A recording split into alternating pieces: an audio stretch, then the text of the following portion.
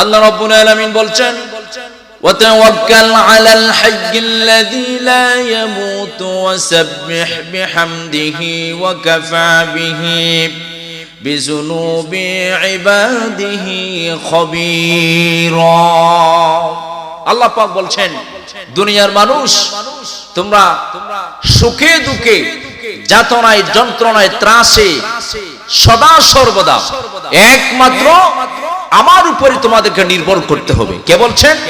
আল্লাহ পাক বলছেন you have to depend only one Allah, একমাত্র আল্লাহর উপরে ডিপেন্ড করতে হবে তোমাদেরকে। এবং ওয়াসাব্বিহ বিহামদিহি, আর তোমরা যেখানে থাকো যেভাবে তোমরা থাকো আল্লাহর প্রশংসা করতে হবে। কে বলছেন? আল্লাহ পাক নিজে বলছেন তোমরা আমার প্রশংসা করো। দুনিয়ার কোন মানুষ যখন অপর কোন মানুষের প্রশংসা করে তখন ওই মানুষ খুশি হয় কি হয় না? অবশ্যই খুশি হয়। তাহলে আল্লাহ পাক এত কিছু আমাদেরকে দিলেন, ওই আল্লাহর প্রেজ, প্রশংসা, শুকরিয়া, তারিফ আদায় করার দরকার আছে না নাই? তাহলে আমরা প্রত্যেকে আবারও জোরে সরে বলি আলহামদুলিল্লাহ। প্রিয় ভাইরা আমার, এখানে দ্বীনি একটি প্রতিষ্ঠান যেখানে কোরআন হাদিস ঘুম থেকে উঠানোর পরে এখানে পড়া হয়। অর্থাৎ মূল কথায় এক কথায় বলা যায় 24 ঘন্টা এখানে কোরআন হাদিস পড়ানো হয় কি হয় না? অর্থাৎ কোরআন এখানে পড়ানো হয়। কোরআনের একটা হরফ যদি কোনো মানুষ পড়ে তাহলে তার আমলনামার মধ্যে 10টা নেকি লেখা হবে। জোরে বলি সুবহানাল্লাহ। কয়টা নেকি লেখা হবে? 10টা নেকি লেখা হবে। আজকে এখানে আমরা যারা এসেছেন অবশ্যই আপনারা কোরআনের কথা শুনবেন। আর এই কোরআনের ব্যাখ্যা বিশ্লেষণ পৃথিবীর কোন মানুষ করে শেষ করতে পারবে? কে বলেন পারবে? কোরআনের ব্যাখ্যা বিশ্লেষণ, অ্যানালাইসিস, এক্সপ্লেইন কোন মানুষ করে শেষ করতে পারবে না।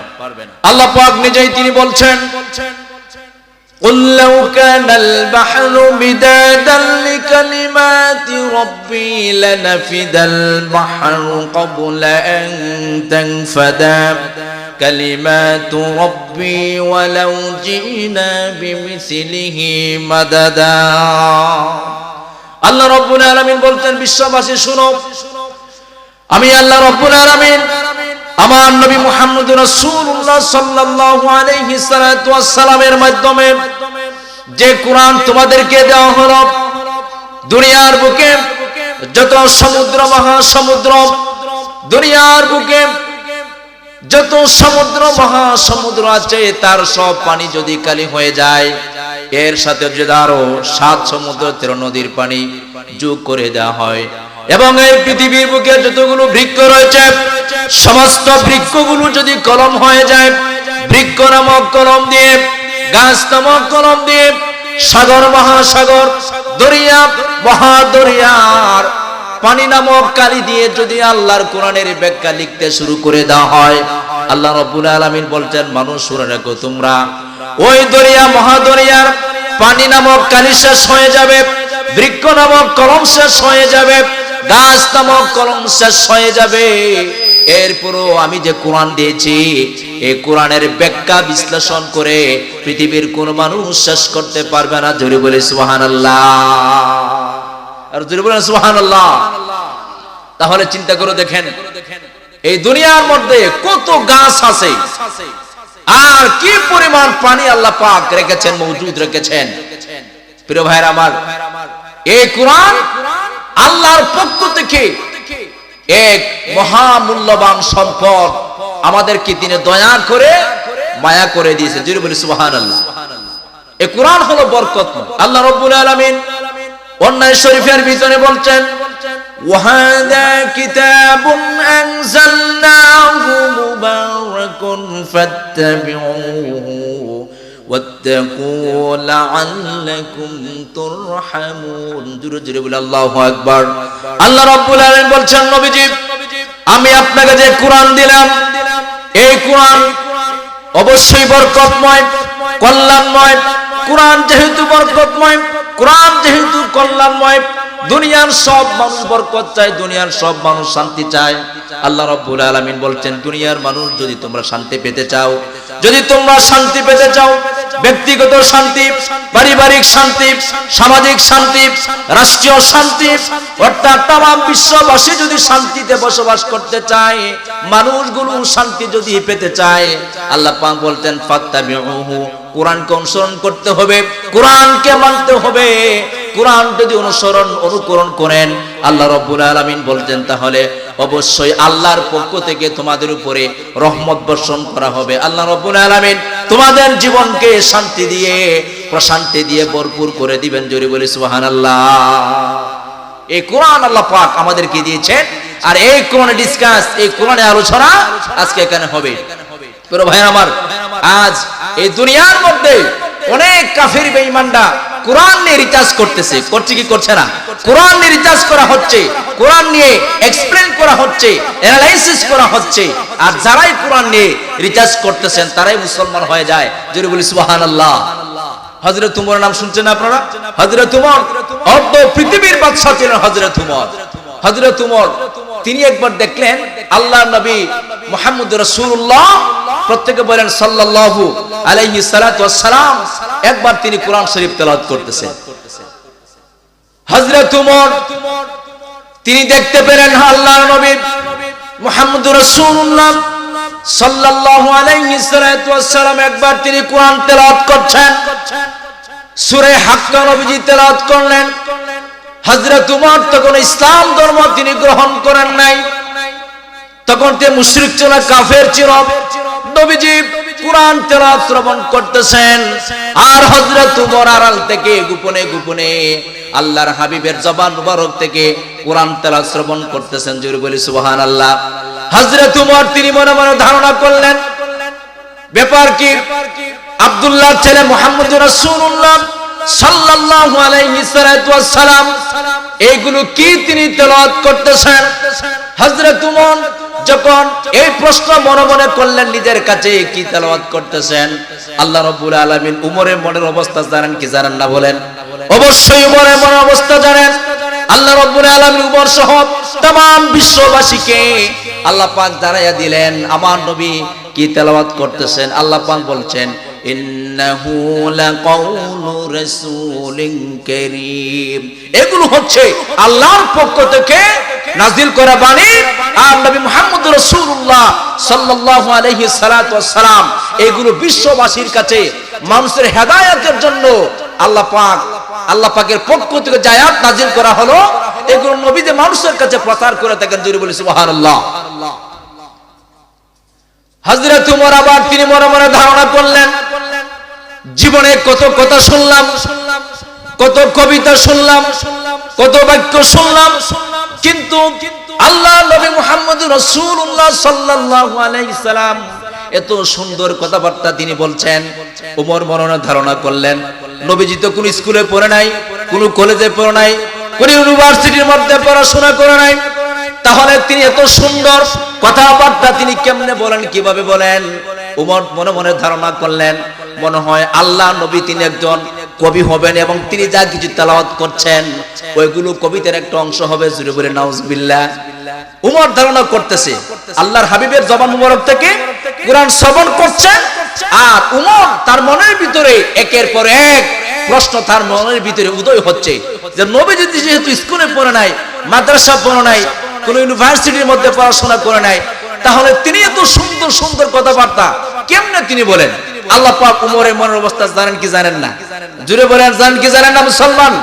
আমাদের মনের অবস্থা আল্লাহ পাক জানেন কি জানেন না? অবশ্যই জানেন।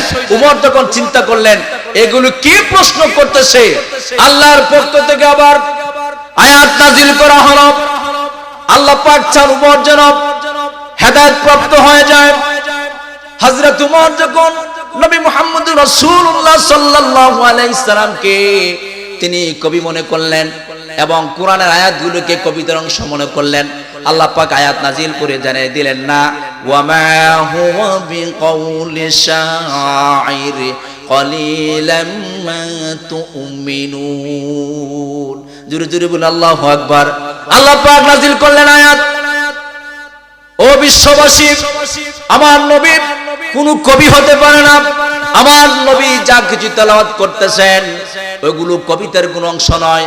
আল্লাহ পাক অন্যায় শরীফের ভিতরে বলছেন ওয়া মা আল্লামনাহু আশ-শি'রা ওয়া মা ইয়ানবাগি লাহু ইন হুয়া ইল্লা যিকরুন ওয়া কুরআনুম মুবিন।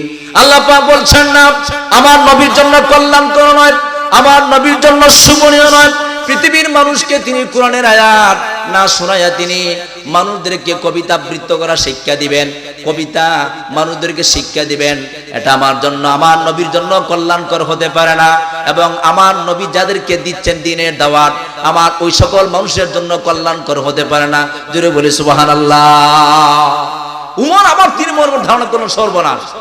আমি নবীজিকে প্রথম প্রশ্ন করলাম মনে মনে যে তিনি মনে হয় কবি হবেন, তিনি মনে হয় যা তেলাওয়াত করছেন কবিতার অংশ হবে, কিন্তু তিনি তো আমার মনের উত্তরটা দিয়ে দিয়েছেন। সুবহানাল্লাহ বলেন।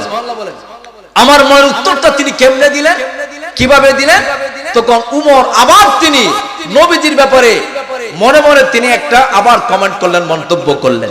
হযরত উমর বলেন সর্বনাশ, আমি তো আব্দুল্লাহর ছেলে মুহাম্মদ সাল্লাল্লাহু আলাইহি সাল্লামকে কবি মনে করলাম, যা তিনি তেলাওয়াত করছেন ওইগুলোকে কবিতার অংশ মনে করলাম, কিন্তু তিনি তো আমার মনের কথাটা বলে দিয়েছেন। তিনি তো বলতেছেন না এগুলো কবি না, আমিও কবি না, এবং আমি যা কিছু তেলাওয়াত করছি কবিতার অংশ নয়। তাহলে তিনি আমার মনের কথাটা কেমনে জানলেন? ওমর মনে মনে ধারণা করলেন মনে হয় আব্দুল্লাহর ছেলে মুহাম্মদ সাল্লাল্লাহু আলাইহি সাল্লাম গণক হবেন। জুড়ে বলে নাউজুবিল্লাহ। আল্লাহ পাক আবার আয়াত নাযিল করলেন নবীজির উপর। আল্লাহ পাক তো চান উমর কি হয়ে যাক, হেদায়েত প্রাপ্ত হয়ে যাক। সুবহানাল্লাহ বলেন। আল্লাহ পাক চান উমর যেন হেদায়েত প্রাপ্ত হয়ে যায়, উমর যেন জান্নাতি হয়ে যায়। এই জন্য আল্লাহ পাক আবার আয়াত নাযিল করলেন। আল্লাহ পাক আবার আয়াত নাযিল করে উমর সহ বিশ্ববাসীকে তিনি জানিয়ে দিলেন না ওয়া মা হুয়া বিকাউলি কাহিন কলিলাম মা তাযাক্কারুন। জোরে জোরে বলে আল্লাহু আকবার। আল্লাহ পাক বললেন না আমার নবী কোনো গণক নয়, আমার নবীকে তোমরা গণক মনে করো, আমার নবীকে তোমরা মনে মনে ধারণা করছো তিনি গণক হবেন। আল্লাহ পাক বলছেন না আমার নবী গণক নয়, আমার নবী হলো সর্বশ্রেষ্ঠ নবী। জোরে বলে সুবহানাল্লাহ। পুরো ভাইরা আমার, এই যে কোরআন আল্লাহ পাক দিলেন, আচ্ছা কোন তো দেখি এই কোরআনকে পৃথিবীর কোন মানুষের পক্ষে বানানো সম্ভব হবে? সম্ভব হবে? এই কোরআন পৃথিবীর কোন মানুষ বানাতে পারবে না। আল্লাহ পাক অন্যায় শরীফের ভিতরে তিনি সুন্দর করে বিশ্ববাসীকে জানিয়ে দিচ্ছেন। আল্লাহ রাব্বুল আলামিন বলছেন কুল্লা ইন জিতামাতিল ইনসু ওয়াল জিন্নু আলা আইয়াতু বিমিসলি হাযাল কুরআন লা ইয়াতুনা বিমিসলিহি ওয়ালাউ কানা বা'দুহুম লিবা'দিন যাহিরা। আল্লাহু আকবার। আল্লাহ রাব্বুল আলামিন বলছেন নবীজি আমি আপনার যে কোরআন দিলাম পৃথিবীর সমস্ত মানুষগুলো যদি চেষ্টা করে রাত দিন 24 ঘন্টা যদি তারা চেষ্টা করে এই রকম কোরআনের একটা আয়াত রচনা করার জন্য, শুধুমাত্র কোরআনের একটা লাইন বানানোর জন্য, আল্লাহ পাক বলছেন পৃথিবীর সব মানুষগুলো ফেলার হয়ে যাবে, ব্যর্থ হয়ে যাবে। এরপরও কোন মানুষের পক্ষে এই রকম একটা কোরআনের আয়াত বানানো সম্ভব হবে না। জোরে বলি সুবহানাল্লাহ। আল্লাহ পাক বললেন শুধুমাত্র তাই নয়, দুনিয়ার সমস্ত জিন জাতি যদি চেষ্টা করে, জিন জাতি এবং মানুষ যদি সমন্বয়ের মাধ্যমে একসাথে যদি মিলিতভাবে চেষ্টা করে, এরপরও জিন জাতি ব্যর্থ হয়ে যাবে, মানুষ জাতি ব্যর্থ হয়ে যাবে। কারো পক্ষে এইরকম একটা কোরআন বানানো সম্ভব হবে না। জোরে বলি সুবহানাল্লাহ। আর জোরে বলি সুবহানাল্লাহ। আল্লাহকে যারা বেসেছে ভালো দুঃখ কে আর তাদের থাকতে পারে, কষ্ট কে আর তাদের থাকতে পারে। যারা লয়েছে মুখে কুরআনের বাণী, যারা লয়েছে মুখে কুরআনের বাণী, হতাশা কি আর তাদের থাকতে পারে, কষ্ট কি আর তাদের হইতে পারে। সামনে বাড়ালো পাজারা আজ নতুন পৃথিবী গড়তে, জানা তো আছে তাদের সবার কত যে হবে লড়তে।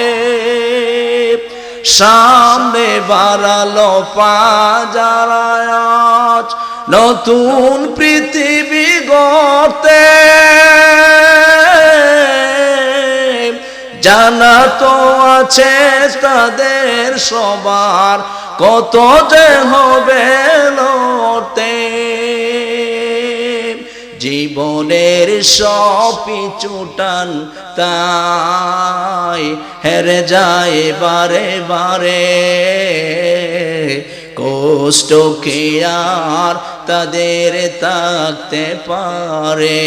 আল্লাহকে যারা বেসেছে ভালো, দুঃখ কে আর তাদের হইতে পারে, কষ্ট কে আর তাদের থাকতে পারে।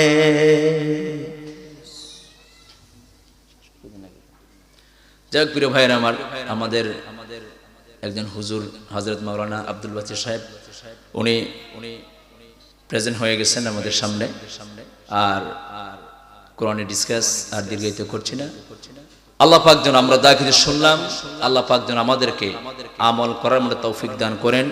ওয়া আখিরু দাওয়ানা আলহামদুলিল্লাহি রাব্বিল আলামিন। ওয়াসসালামু আলাইকুম ওয়া রাহমাতুল্লাহি ওয়া বারাকাতুহু।